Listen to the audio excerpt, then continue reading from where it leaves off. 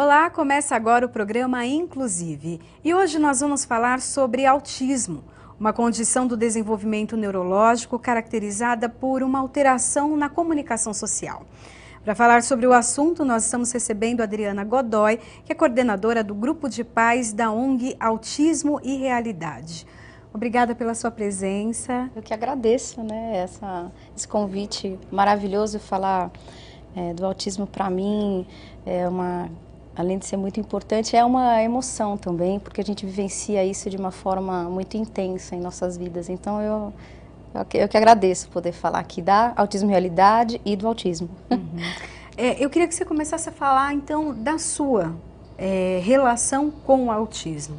Minha relação é estritamente pessoal, porque sou mãe de 2 garotos, um menino de 14 anos, o Luca, e um garoto de 12, que é o Victor, que tem o espectro autista. E então o meu envolvimento com o autismo começou quando a gente teve o diagnóstico dele próximo aos 5 anos de idade, né? A gente percebeu que ele era um garoto diferente, por volta dos 2 anos e meio, mas a gente ainda achava que aquilo eram características da personalidade dele, não que essas características eram sintomas de alguma coisa específica, mais específica, né? Quais eram essas características? Então, o Victor tinha, com o passar, como muitas das crianças, ele teve um desenvolvimento que foi natural, assim, próximo até o do irmão, até 1 ano e meio. E a partir de 1 ano e meio, ele foi tendo uma pequena regressão. Algumas das palavras que ele aprendeu, ele foi desaprendendo, foi parando de falar. Então, o Victor foi uma das crianças que teve uma ausência de fala quase completa. Não era de sons, ele emitia diversos sons, mas a comunicação sobre a fala, palavras mesmo em si, né? A fala nesse sentido, né? E o isolamento. Ele sempre demonstrou um determinado isolamento com relação ao nosso âmbito familiar mesmo, ou aquela história da brincadeira do parquinho, leva para brincar com as crianças. Ele sempre estava isolado, ou buscava uma folhinha, uma graminha, um matinho, nunca o grupo. Mas, mesmo eu já tendo um garoto, né, eu achava que algumas coisas eram particularidades da própria personalidade dele, e nunca achei que isso pudesse ser característico de alguma coisa específica. Quando ele estava perto dos 3 anos, a questão da dificuldade dele de falar começou a realmente ficar uma coisa muito preocupante para mim, e eu comecei a procurar informação, levar em psicólogo e tal, mas a gente não tinha nenhum diagnóstico. E aí um dia, fazendo a tal famosa pesquisa do Google, né, que hoje é muito usada, naquela época estava começando, né? Eu coloquei lá crianças com dificuldade de fala. E eu me deparei com uma lista, com uma série de coisas, de identificações assim, que eram sintomas do autismo, né? E lá eu olhei e falei assim, aí eu fiz uma impressão dessa lista. E quando meu marido chegou do trabalho, eu falei assim, dá uma lida, vê o que você... E não disse nada, só coloquei as características, eu falei, vê quem que você vê aqui, né? Aí ele falou assim, o Victor. Eu falei, putz, então eu tenho que te dizer que o Victor tem autismo. Aí a gente ficou com aquela cara. E aí a gente faz o quê? Né? E aí eu acho que é como praticamente todos os pais, assim, se sentiram, mas eu só fui ter o diagnóstico dele mesmo fechado, com o neurodesenvolvimento dele fechado, com 5 anos e 8 meses. Que foi quando eu iniciei o processo do tratamento dele. Vocês procuraram que especialista? Então, quando nós soubemos do diagnóstico do Victor, ficamos completamente perdidos com o que ia acontecer, quais os passos que nós tínhamos que tomar. Os primeiros profissionais que a gente teve contato disseram que a gente tinha que fazer terapias especializadas, mas ao mesmo tempo a gente não sabia o que fazer, qual terapia e aonde que a gente poderia despender o nosso recurso, porque as terapias tinham preços que a gente tinha que escolher o que fazer, ou faz isso ou faz aquilo. Então, o que tinha que fazer? Tem que fazer terapia ocupacional, tem que fazer fonoaudiólogo, tem que fazer psicólogo, psicopedagogo. E a gente falava, mas eu preciso escolher um para começar, por favor, né? Então, nós saímos de São Paulo, eu fui para o interior de São Paulo, fui para Sorocaba, onde eu matriculei meu filho na escola pública, porque uma tia minha conversou com uma diretora da escola pública e ela falou, olha, se você trouxer o Vitor para cá, em um mês a gente encaminha ele para tratamento, porque as crianças que têm esse tipo de dificuldade, a gente tem esse procedimento. E aí eu não tive dúvida, a gente fez uma reunião familiar e a gente falou, vamos tentar, porque a gente realmente não sabia o caminho a tomar, né? E aí fizemos o tratamento durante 1 ano e meio e depois nós retornamos. Nesse retorno é que eu tive o encontro com o Autismo em Realidade. E aí já vou até fazer o gancho com o Autismo em Realidade nesse ponto, porque essa história que eu passei de quando ter orientação, os locais onde eu fui ter orientação, tinha uma fila imensa de espera, 2 anos, 3 anos. A Autismo em Realidade nesse ponto é o que hoje, se eu tivesse tido o diagnóstico hoje do meu filho, eu não teria passado esse gap de informação. Sim. Né? Porque você entra no site da ONG e você tem uma coisa que é espetacular, que chama Manual dos 100 Dias. Então lá, ou seja, depois que você recebe o diagnóstico, o que fazer? Essa foi a pergunta. Sim. Então, o que você pode fazer nesses 100 dias que vem a partir do diagnóstico que você recebe do seu filho, né? Ou da sua filha. Então, esse tipo de orientação, de divulgação do que é, porque a gente também, para mim o autismo era aquele garoto que eu via no filme da década de 80, né? Que ele ia para frente e para trás, ou que ele se balançava, ou que ele era completamente apático, e o Vitor não tinha algumas dessas características, né? Então eu jamais poderia imaginar que ele era um garoto autista. E daí vem também para o desespero, assim, de você olhar e falar qual vai ser, que futuro né, reserva para o meu filho. E você sabe que você falar isso é muito interessante. Hoje, no tratamento, na clínica que o Vitor faz tratamento, que eu tive a alegria dele fazer, ele faz tratamento na unidade de referência Marcos Mercadante. E ele que é a primeira unidade de referência aqui de São Paulo, né? Uma das mães estava falando, poxa, Adri, a gente tá com meu filho tem 11, o Vitor tá com 12, e ontem encontrei 2 mães que acabaram de ter o diagnóstico. E o que eu observei foi a aflição delas com relação ao futuro. E a gente estava conversando exatamente sobre isso, né? Que o futuro dos meninos, eles têm o futuro, mas acima de tudo agora, o futuro deles é agora. Tudo que tem que ser feito hoje, para que no futuro venha se acolher os frutos do que foi feito hoje. Então, todo pai que recebe um diagnóstico, a gente acaba sempre tendo aquela visão... É um castelo que se destrói, porque quando você recebe um filho nos braços, você tem com ele todas as suas expectativas, né? Todos os seus sonhos, né? Exatamente. E esse é o aprendizado da relação, né? Pai e filho, que você aprenda a saber quais os sonhos do seu filho para saber até onde você vai colocar suas expectativas nele. Quando eu acho que você tem um filho com uma deficiência como o autismo, né? Todo pai que conhece a deficiência de um filho tem uma questão específica, mas falando especificamente do autismo, você não enxerga o caminho para saber o que ele tem de sonho para a vida dele. Então, eu acho que esse é o grande aprendizado, você trabalhar o futuro no que diz respeito a uma parte logística, né? Quem vai cuidar, se ele vai ser capaz de ser tutor dele próprio, se outra pessoa vai ser tutora, se consegue ser um parente seu, se não é. Mas essa outra questão dos desejos da vida dele, esse é um aprendizado do dia a dia e uma construção é um universo dentro de uma graminha, assim. E dentro dessa graminha tem um aprendizado imenso para ser realizado. E cada tijolo é muito importante nesse desenvolvimento. E foi por conta disso, assim, que você faz parte, né? Você é coordenadora do grupo de pais da ONG. Você percebeu essa necessidade? Porque você não teve um apoio logo no início, né? Primeiro vem a notícia, como se fosse uma bomba, e o que eu vou fazer? E você foi procurar internet, foi procurar com algumas pessoas próximas. Mas a ONG é aquela que chega e abraça. Eu senti muito, eu tive muita sorte, mesmo tendo essas questões com relação ao Vitor, porque sempre algumas pessoas que cruzaram o meu caminho acabaram me direcionando para bons pensamentos com relação ao autismo, bom, né? e a uma esperança, né, do que poderia ser feito. E, na verdade, a gente saber o que pode ser feito, né? Porque eu acho que a grande questão é não saber o que pode ser feito. Os caminhos que você pode percorrer.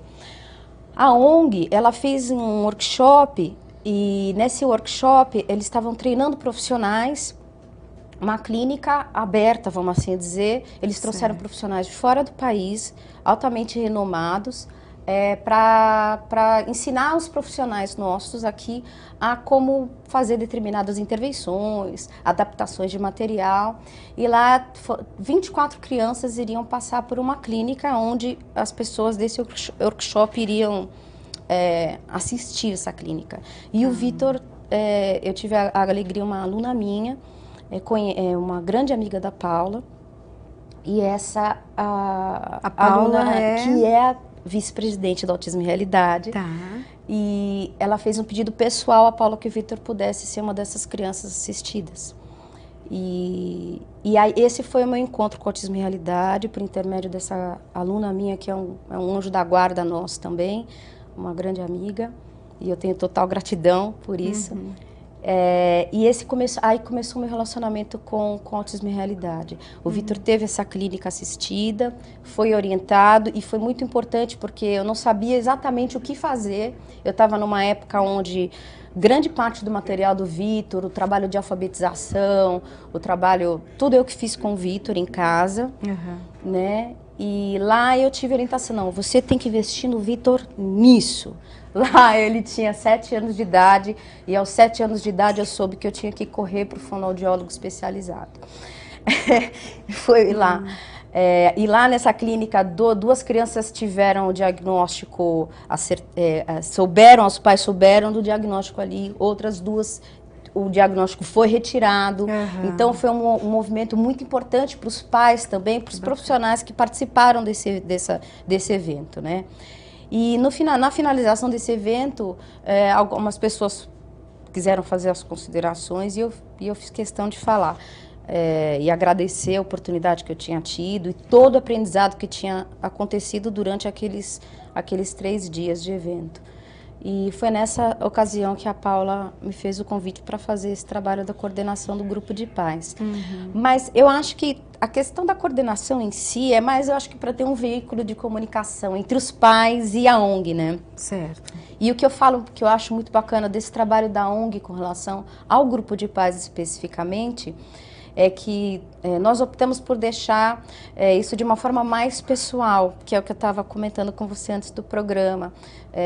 A gente se inscreve no grupo e você recebe esse diálogo entre pais ou familiares, especificamente. Os profissionais da área são profissionais que são pais ou avós, ou tio, ou prima de autista. Tem uma ligação, mas o comportamento sempre é relacionado ao vínculo familiar com a criança, né? Então, essa troca de e-mails que acontece chega direto na minha caixa de e-mail pessoal.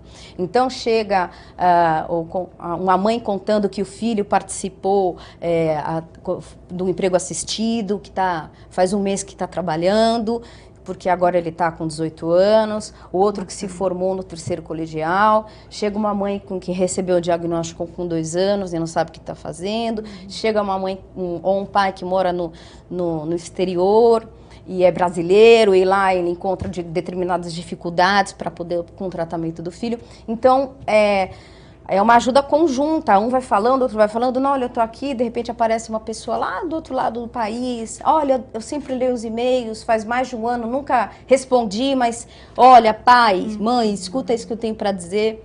Então, resgata o que tem de melhor dentro da gente o tempo todo, né, para que a gente possa ter uma vida, inclusive, feliz, porque somos todos felizes dentro das nossas dificuldades e especificidades, né? Principalmente porque nesse momento os pais se apoiam, né? É um Mutuamente, apoiando o outro. Mutuamente. Tem a questão a vitória de um acaba sendo a vitória de todos. Isso, né? É bárbaro, né? Então sempre a gente não troca só as dificuldades, né? Também existem momentos assim de desabafos profundos, E aí que você vê como é importante você compartilhar, dividir, ouvir o que outro tem a dizer, né? Porque às vezes uma palavra que você escuta de uma outra mãe, você nem sabia que você precisava ouvir aquilo. Sim. Né? Ela falando para uma pessoa que está desabafando e chega para você aquilo como aquilo que você precisava, né? Um insight. Adriana, a gente vai dar uma breve pausa nessa conversa, mas daqui a pouquinho a gente volta, porque com certeza esse assunto vai ajudar muitas outras pessoas, né? Ah, com certeza, espero que sim. Daqui a pouquinho a gente volta.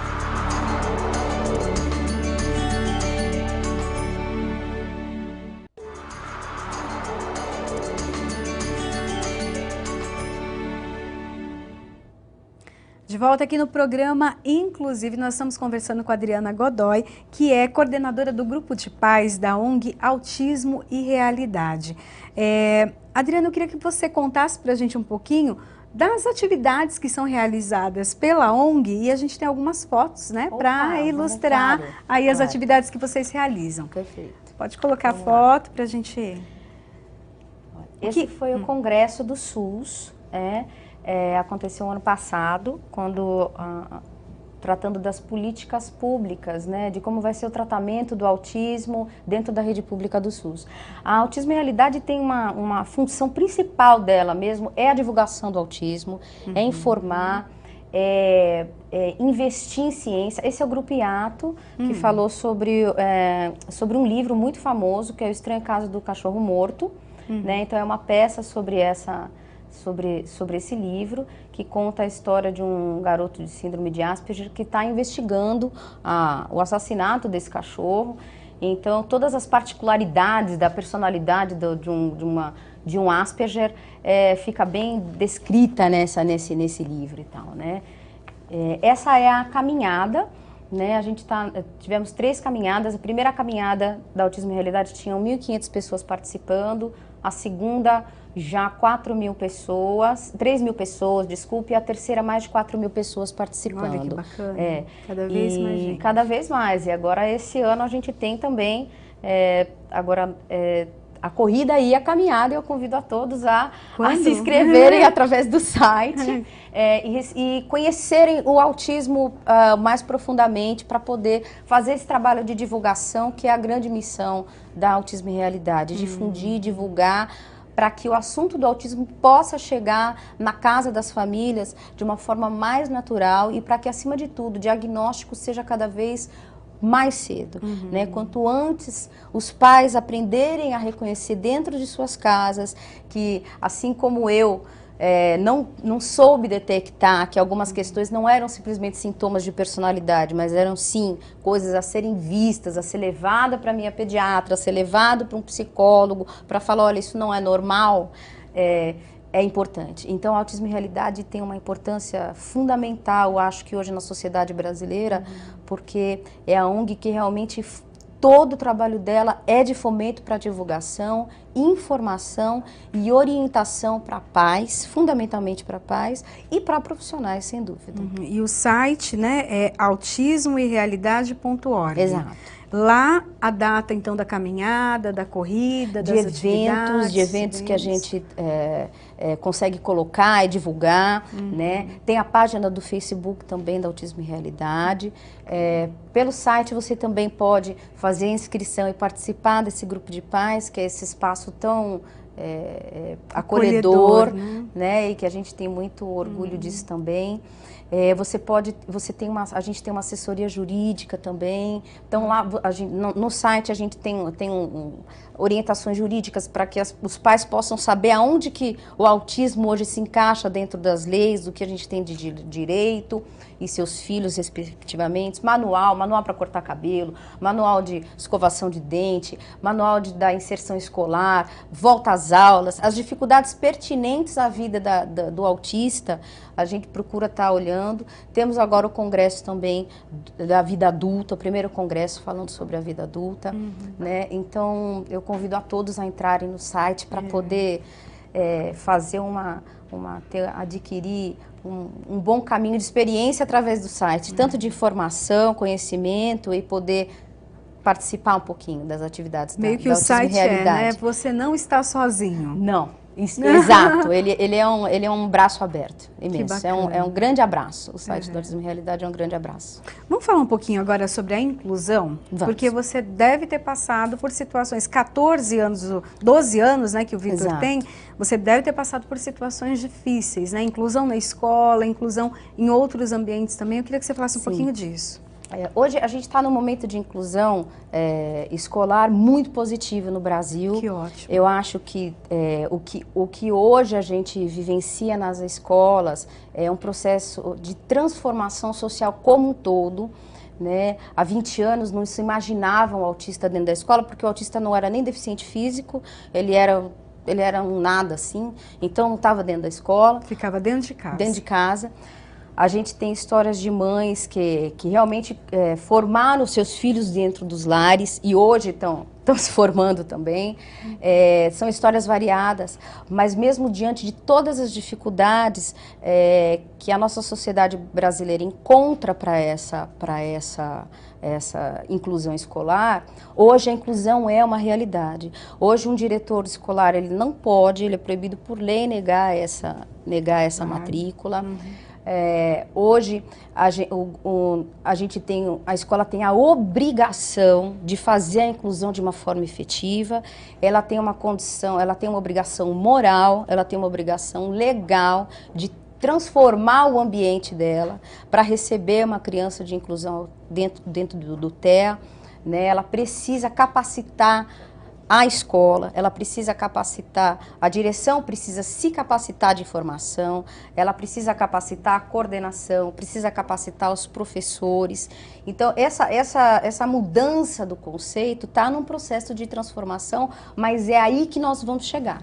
Então, existem escolas que já estão a um passo à frente desse processo, tem outras que ainda entendem que receber a matrícula e aceitar o aluno é a inclusão, né? Não entende que a inclusão verdadeira é respeitar a especificidade de cada um e ser parceiro de um aluno e não desafiá-lo a algo que ele não vai conseguir corresponder, não naquele momento, né? Então, esses conceitos de inclusão, eles estão sendo transformados e eu acho que pela nossa sociedade como um todo. E volto a dizer, isso é conquista de divulgação. E os pais, porque foi através dos pais, desse movimento dos pais, que a gente conseguiu com que a lei federal que a gente tem da Berenice Piana, por isso que leva o nome de uma mulher, porque foi uma mãe que batalhou por isso junto com um grande grupo de pais, né, todos ativistas na área, para que os direitos, acima de tudo, dos seus filhos escolares pudessem estar garantidos, porque é na escola que começa a inclusão. Sim. A partir da escola que o autista vivencia isso tudo. E a Autismo em Realidade fez um trabalho magnífico relacionado a isso, que é a cartilha do Ziraldo, que foi distribuída para... A gente tem aí as imagens, isso.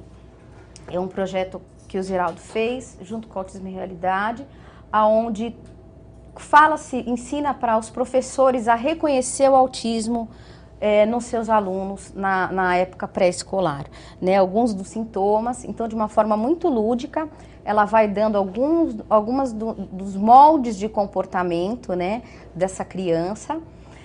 E no final da cartilha mostra os sinais, né, observando esses sinais, até a dificuldade do contato com os olhos, o contato ocular.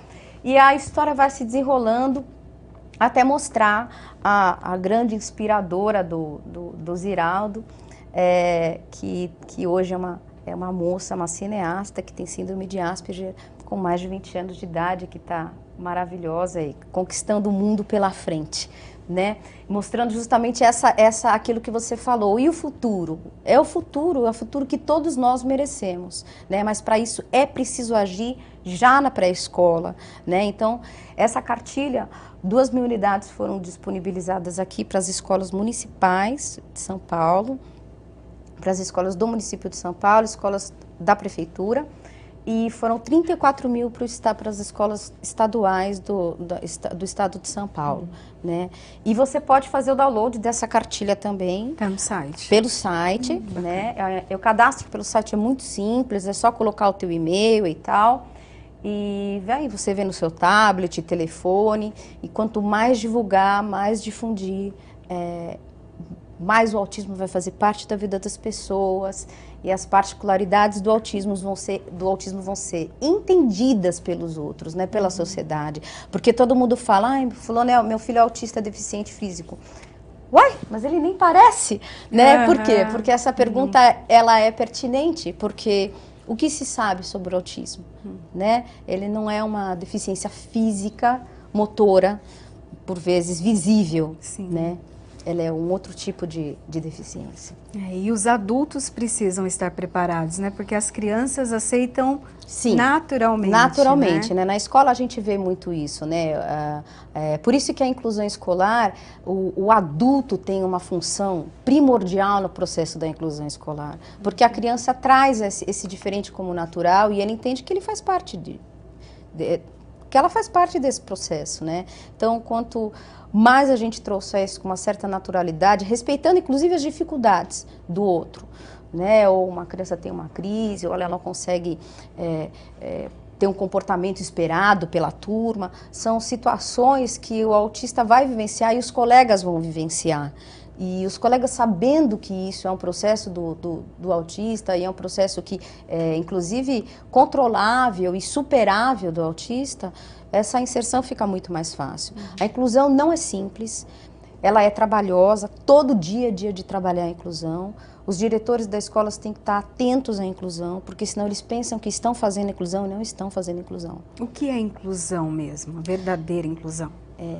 É você tratar o autista como uma criança ou um estudante que merece todas as oportunidades, assim como cada um que está naquela escola. Ele não deve ter as oportunidades dele tolhida por conta das dificuldades de interação que ele tem ou sensoriais que ele tem. Ele deve ter as mesmas oportunidades, deve ser oferecido para ele aquilo que é para os outros alunos. E se ele tem dificuldade de receber o que é oferecido, a escola se transforma para que ele seja capaz de captar essa informação e receber o mesmo tipo de orientação. Você acha que nós estamos próximos a uma inclusão verdadeira ou a coisa ainda caminha a passos lentos? Eu acho que é inclusão verdadeira, né? Eu acho que isso desde é um processo de transformação social intenso, né? Eu acho que a boa vontade do dirigente de uma escola é o grande caminho, né? Então, é ele que vai fazer com que todos os funcionários da sua escola tenham esse respeito. O dirigente da escola que vai fazer que o professor se interesse pelo aluno com autismo, né? Ainda é pequeno, por isso que existe ainda pais que não se encorajam a incluir os seus filhos, porque sabe que seus filhos sofrem a exclusão dentro da escola.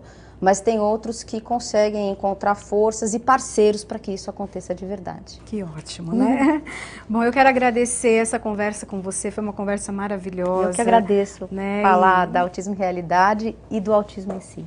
O espaço está aberto para vocês para quando quiserem voltar. Muito obrigada, convite, parabéns por esse programa tão importante para a inclusão no Brasil. Ok, obrigada. Bom, inclusive fica por aqui. Até o próximo programa. Tchau, tchau.